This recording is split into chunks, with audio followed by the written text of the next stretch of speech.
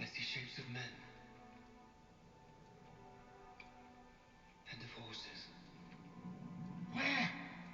Pale banners like shreds of cloud. Spears rise like winter thickets through a shroud of mist. The dead are following. They have been summoned.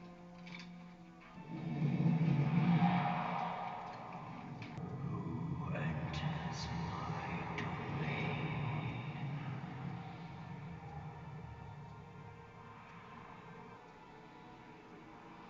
The dead do not suffer the living to pass.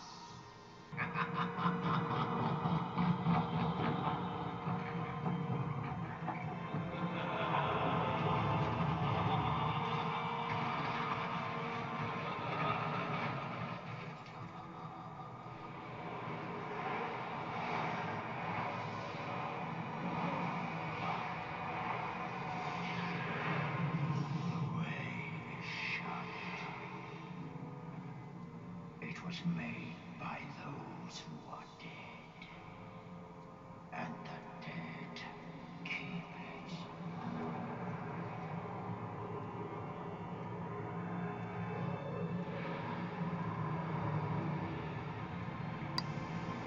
The way is shut.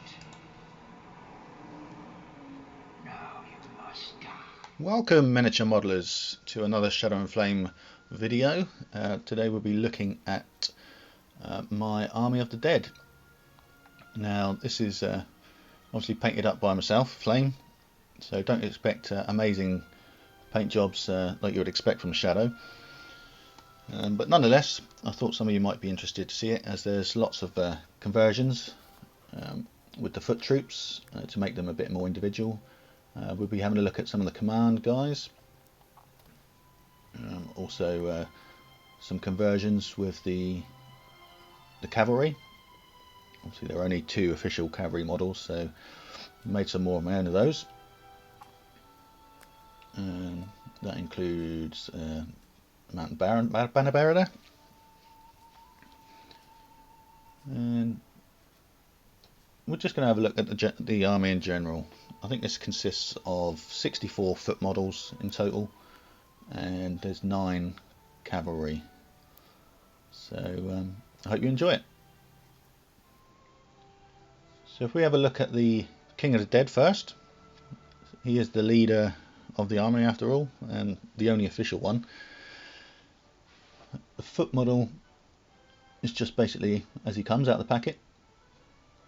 I haven't really done anything different, but more recently I did paint his cloak red. When I say paint it, I just washed it with the Games Workshop red wash. I think I used Baal red, but I think nowadays that's Crimson Caribou, and just highlight the creases with a green colour, Nurgle green I think it is nowadays. And the only reason I did that is because I found them hard to spot amongst the rest of the Army of the Dead, because they've all got exactly the same colour scheme. I decided to give him the red cloak so we can find him on the battlefield. The mounted model is basically Elisar's horse, or Aragorn from Return of the King. And what we've just done is put a skeleton head on there from Warhammer Tomb Kings model from yesteryear, and then we've just tatted up the cloak a bit, sculpted a mane on over the top of that skull, added in a little bit of flesh where the muscles would be, and yeah, it's just a case of tearing up that barding, you know, make it look well worn. I think the hardest part of the conversion was probably the cloak, just sort of extending that a bit from where I'd cut the foot version in half. There's a picture there of the putty I used. It was a Procreate putty at the time, and It's just a case of blending it in really and getting some folds in there. But yeah, I'm quite pleased with the way he came out. The horse is a bit short. We've put him on a rock just to give it a little bit of extra height, especially against some of the other Warhammer horses that I've used for the other conversions. He looks a bit short. So this Hornblower guy, obviously no option for a horn in the Army of the Dead, but nonetheless I imagine they probably had one when they were alive. It's pretty easy. You've got the base model there on the left, which I've taken the sword off, drilled down to his outstretched hand and inserted a small curved rod and just sculpted putty over the top. We put a sword inside the sheath. It's just a little handle. You compare it to the original one there, just so he has got that sword for when he comes to do the fighting. Pretty simple, but looks okay.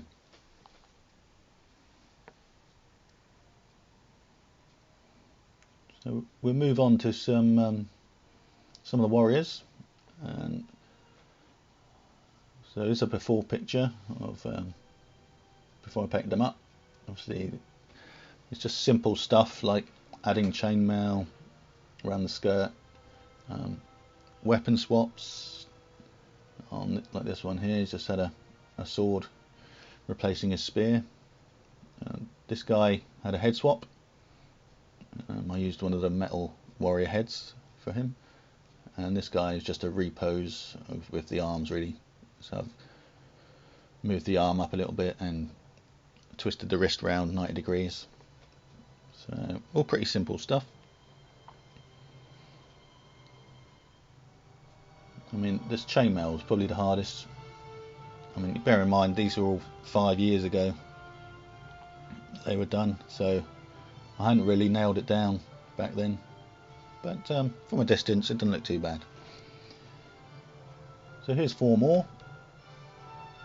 You can see the same sort of thing again. So the one on the left is basically a head swap with another metal guy. Another repose with this one. A bit more chainmail just in the middle there. Just give him, you know, a little bit more different from the original version. He's got more chainmail as well, this one. And the one on the right there, he's had his sword taken away and a spear inserted into the hand. I think I've elongated his beard a little bit as well. So these 4. The guy on the left, he's been given a plastic spear, which I think looks pretty cool. The next guy along, he's had his weapon repose. It was originally two-handed, and I've given him a little bit of a wider cloak, just to give him a bit different and give it a bit of a wiggle in there, so it's flapping in the wind. This guy, the same thing, made it a little bit wider than the other side and put a little flappy ripple in there in the cloak. Also did a head swap, and this one was just a plain head swap, but I quite like this guy because he hasn't got the helmet on. So I did give him a hood though on the back of the cloak, so he's got that down at the moment.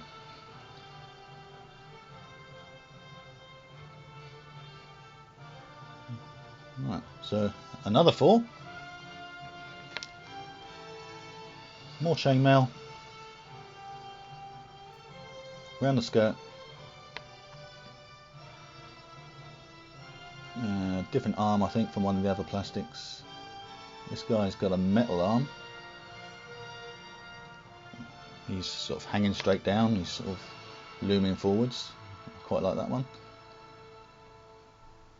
What do we do with the next guy? I think it's a weapon swap with a plastic guy, and we've elongated his cloak on the opposite side to the lump one we did last time.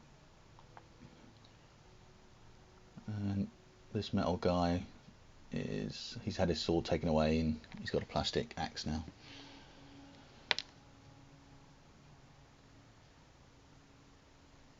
But you know, they're all pretty simple conversions.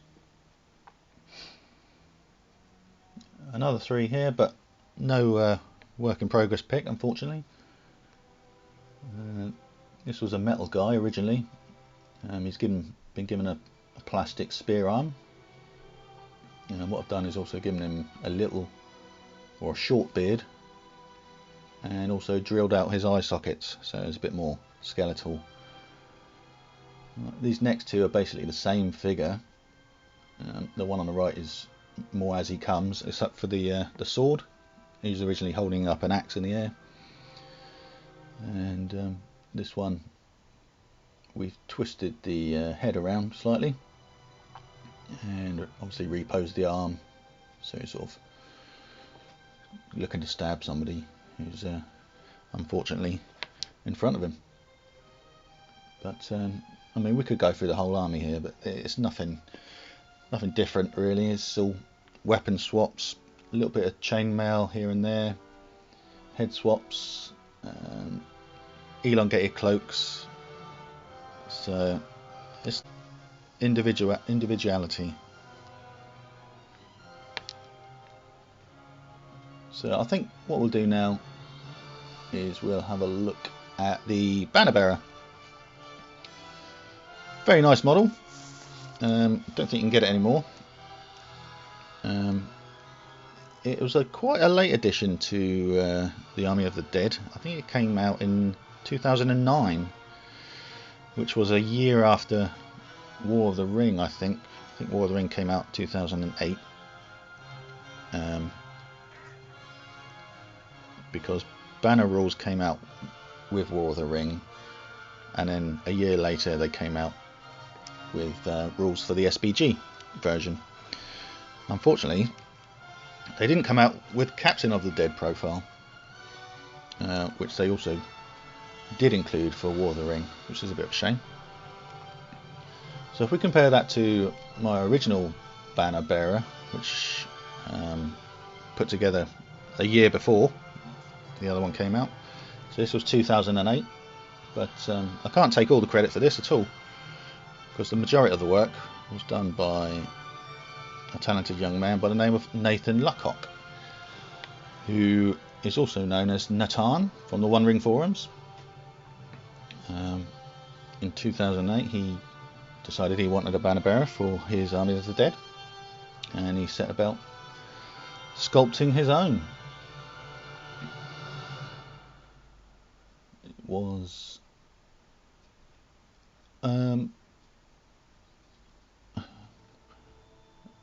there was stuff on his original sculpt that I wanted to add to. If we have a look at his sculpt now, so this is it. This is what Nathan came up with, the bald head and stuff. You can see, you know, I've just enhanced it a little bit really. I've just given it some hair. The hanging skulls I've just added up on the banner, you know, with the whole Army of the Dead theme from the movie, where all the skulls are sort of falling down around the 3 hunters. And I think I've tattered the cloak up a little bit as well on the back. Just small things really, just to enhance that original sculpt that Nathan came up with. And the free hand is obviously, I've gone for the same pattern that's on the new banner, the official model. This one's a little bit taller than the rest of the Army of the Dead. It's about 32mm. So if you compare him to one of the warriors, who are also pretty tall for Lord of the Rings figures. I mean, they're a lot bigger than the old Rohan mini, for instance. I mean, but you know, you can get away with it. I think for a tall figure as a banner bearer, it's not a bad idea, because you want everyone to be able to see him. He is sort of giving the rest of the army a boost, as it were. So let's have a look at the mounted version. So when he did a few private home casts for himself, Nathan, I managed to squeeze another one out of him because I want to do a mounted version, and this is how it came out. I mean, this is how we started out. So it's just a plastic skeleton horse with the top half of his banner bearer sat on top of a miscellaneous figure's legs. I can't even remember where they're from, but we're quite pleased with how it came out.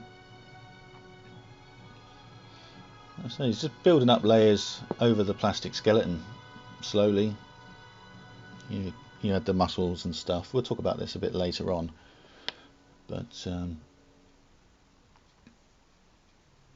it's just, let's say, building up layers. So the skeleton goes on, then the muscles, then the skin, and then we put the barding on.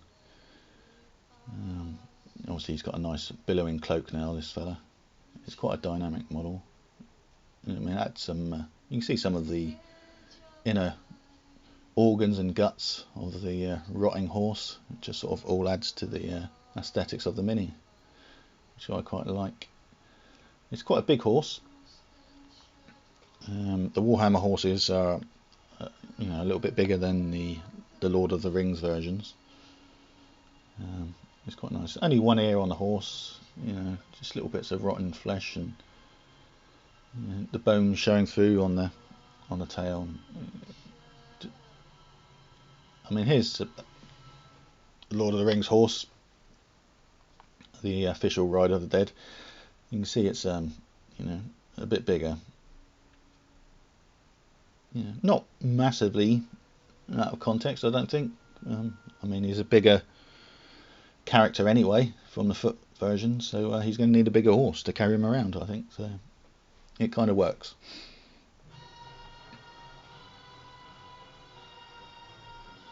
Yeah, but I'm very pleased with the way it came out. But you think that was 2008. If we fast forward to 2010, Nathan came up with another Army of the Dead figure, and this was for his Captain of the Dead. Here's a picture of his model when he first brought it out. Obviously no Captain profile for SBG, but there is one in War of the Ring, and more recently on the Last Alliance, some of the chaps there have fan produced a profile for the Captain of the Dead. It's a shame we don't have any official Games Workshop profile, because it's definitely lacking from the Army of the Dead. I mean, I had this big army back when Legions of Middle Earth came out, so you only needed one leader and you could just have a massive horde of warriors. But of course, when Warband rules came out in 2011, we had to rethink that, and now there's only one really themed leader for the Army of the Dead. So I mean, I haven't really changed this figure much. I've just I've made him a bit shorter because I didn't like the way he was sort of floating around. I thought it was a bit more like a Barrow White, and I also wanted him the same height as the rest of the guys, unlike the banner bearer. So here's a model for comparison. So I've cut about 4mm off the bottom, and just repost his arm so he's pointing out across the battlefield, and I've sculpted in some new feet at the bottom here. Let's have a look, see if we can see them. Just about make one out there at the bottom, and the other foot is hiding behind the grass tuft.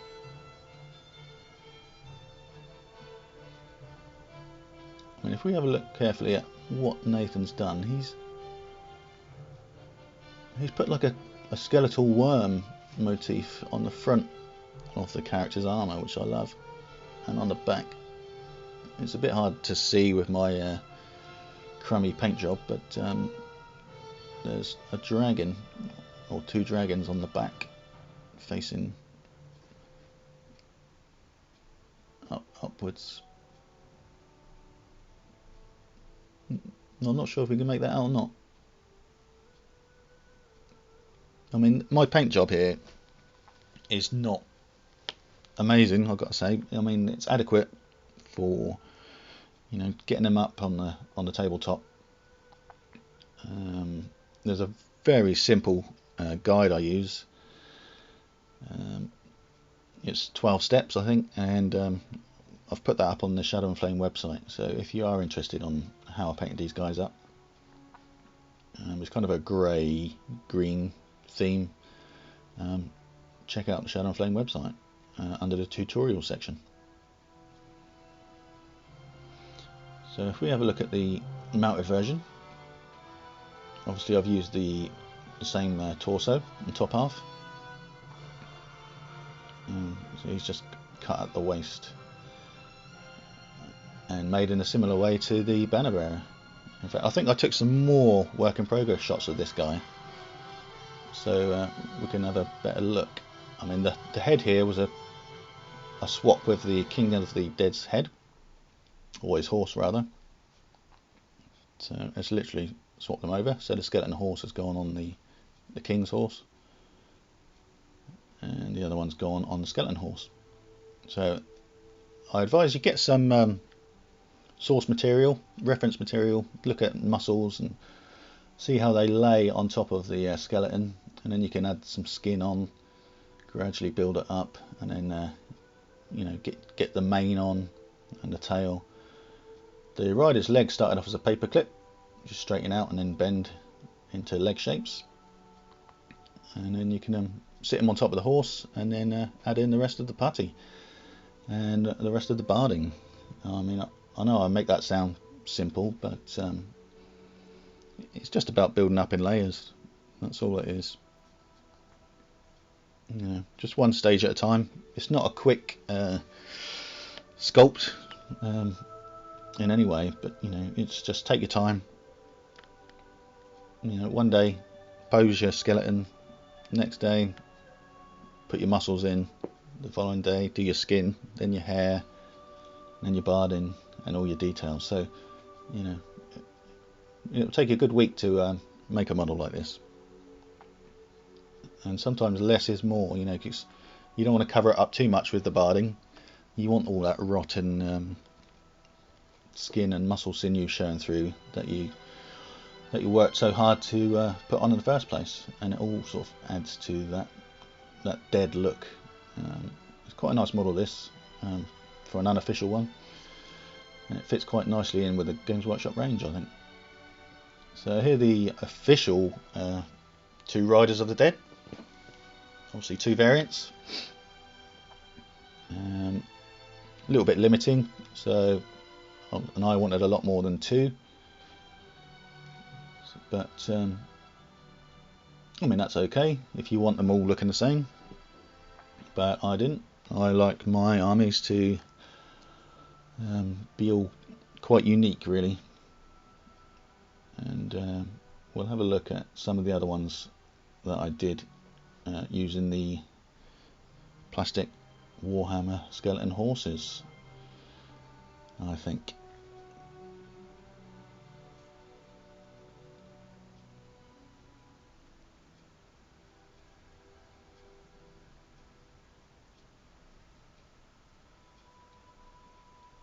So here's this one. I had a spare ringwraith body from somewhere. I don't know how that got in my bits box, but I decided to put him on the skeleton horse and then just add the rest in. I think this was the head was a plastic skeleton as well, which I've just given him a beard, and just same thing with the horse. Just built up the layers and the barding, and he fits in quite well, I think. The key is to have the rest of the rotten stuff showing through, so you can see like the bones in his neck on the horse, you know, and the muscles on the jawbone. It's all adds to the effect. I like it. So this is another one, more of the same really. This guy though was one of the official Warriors of the Dead, one of the original 6 metal miniatures. Excuse me. So we've just sat him on the top and given him wire legs, sculpted over the top of those armatures, and just built the horse up. This one's got a little bit of flesh still remaining on his nose, just to make him a little bit different from some of the others. And he's kind of swiping down at the enemy, this guy. I think we had to extend his cloak slightly on the back. Just to blend it in.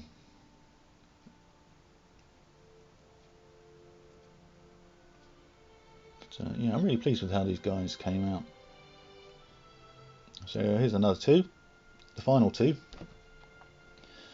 That's how they looked before I painted them up. Again, more of the same sort of thing. It's the plastic horses, just building them up layers again. I think you're kind of getting where I'm going with this. Layers is the key, like an onion.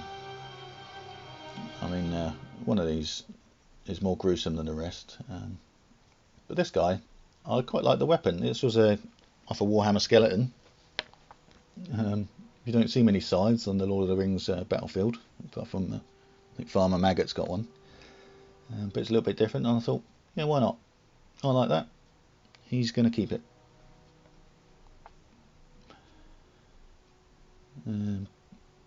This guy is probably my favourite one, because I really went to town with the guts of the horse and the entrails sort of hanging down, and you can see the intestines and the organs sort of falling out the belly of the horse. It's pretty grim.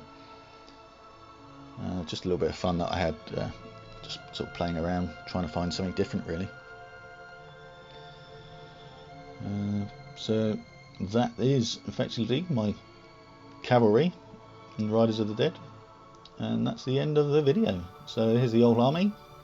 I hope you enjoyed having a look and seeing at what how I came up with the different conversions and stuff. Hopefully it's inspired you to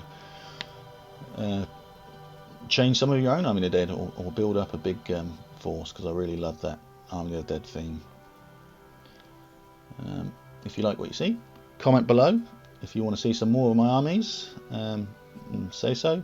And in the meantime, merry miniature modelling.